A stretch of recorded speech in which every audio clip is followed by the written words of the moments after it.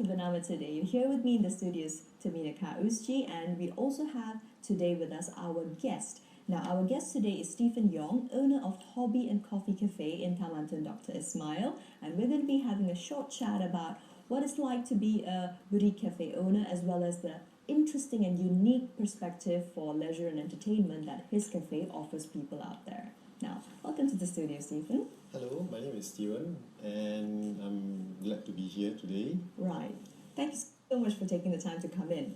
Now, so Stephen, tell us a little bit about your own professional background, because I'm sure before we get started, people might be wondering out there, so how it is that you came to own Hobby and Coffee. But tell us about your professional background. Okay, I've been a game designer. I actually make online games. Ah, I see, okay. GamesTotal.com for Right. the past 12 years. Oh, wow, okay. Yes. So you're basically a veteran in the online gaming industry here. Something like that. All right, awesome. Yeah. So I've kind of started the idea because I was looking for a place to, hang out, have cup of coffee while doing the hobby. It could be playing games. Right. I have a wife, she likes sewing. Right, And, I see. We can't find a place where you can do more than one thing. Most of the places either you do sewing, you do board games, or it's just one. That's true. Yes, that's where we came up with the idea. Right, okay, yeah. It's pretty unique because from what I see, there are a million cafes literally mushrooming all over.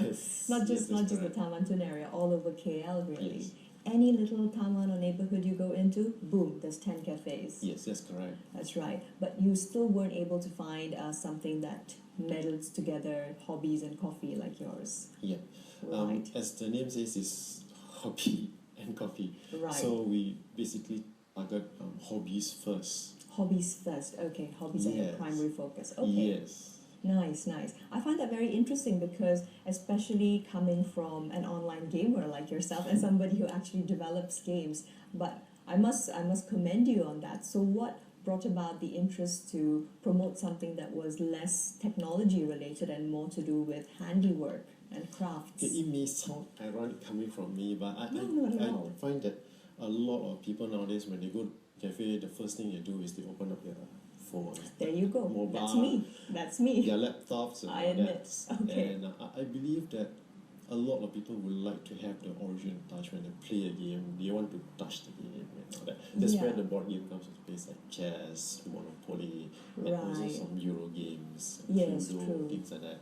So yes. And it's also a game that everybody can play. You have families from parents to kids, to grandparents who can play on the same game. Ah, right. There you go. Okay. Yes, and I think I've actually visited a couple of gaming shops where, for example, they have board games and they have building construction sets, but I've never encountered a place that also offers you the coffee to come along.